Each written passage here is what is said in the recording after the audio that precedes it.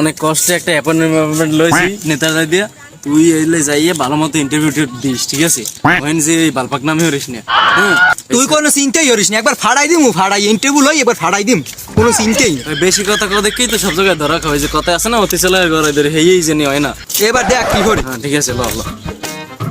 এই বেলেট দোষ আমি যে এই পোলাডার কথা কইলেন না এই পোলাডার তো লইছি ভাই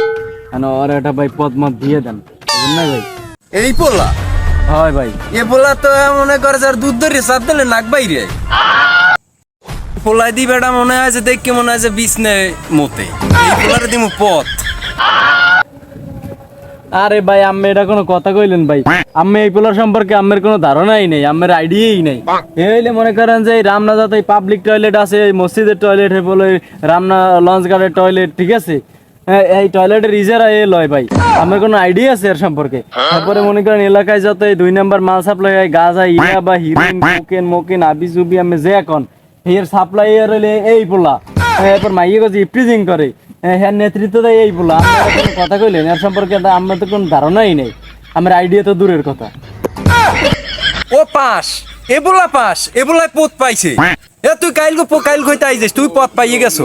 অরে কাইল লইয়েস পথ পাইয়ে গেছে ও পাইছে একটা ও পাইছে